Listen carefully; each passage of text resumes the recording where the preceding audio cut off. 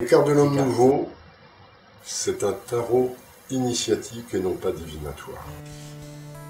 Ah, salut madame. Ah ouais. T'as bien dormi? Ouais. J'ai découvert ce jeu de cartes là, de l'homme nouveau. J'ai pris l'habitude de me tirer une petite carte le matin. Ce qui me Tu me le feras après, parce que moi j'aime bien, je trouve ça rigolo. On se le fait? Tu commences? Allez. Voilà, la carte. Hop!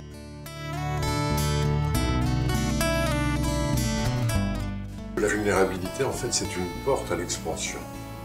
C'est la porte de connexion du féminin intérieur, d'ouverture à son féminin intérieur, et donc de pouvoir faire l'alliance du masculin et du féminin à l'intérieur de soi. Alors, est-ce que c'est réservé qu'aux hommes? Non, parce que les hommes ont une part de féminin, et les femmes ont une part de masculin. Dans les cartes de l'homme nouveau, je cite, je crois, une quinzaine de pratiques. C'est le masculin vers le féminin dont il est question.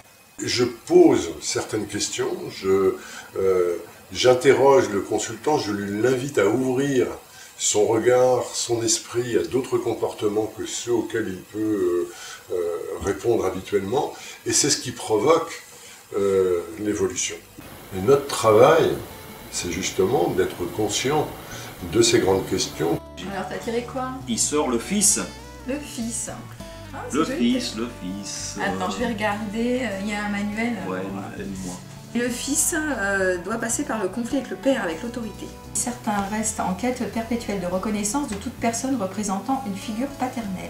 Ils attendent sans cesse des félicitations de leur patron, de l'autorité. Dans un tirage, le consultant qui tire la lame du fils est invité à cultiver l'humilité et à s'interroger sur son positionnement dans les familles, les groupes et les associations dont il fait partie. Ça m'appelle à plus à être dans l'abandon serein, humble du rôle du fils.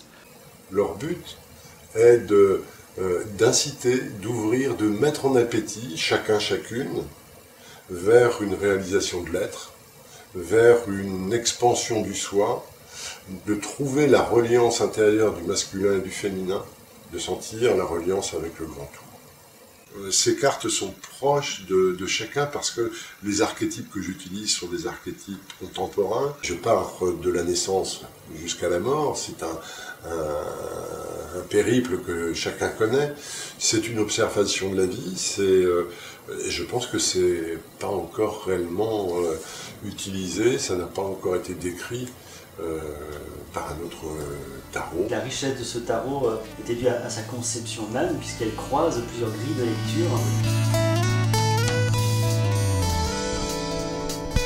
Comme dirait Pierre Dac, je préfère le vin d'ici que l'au-delà.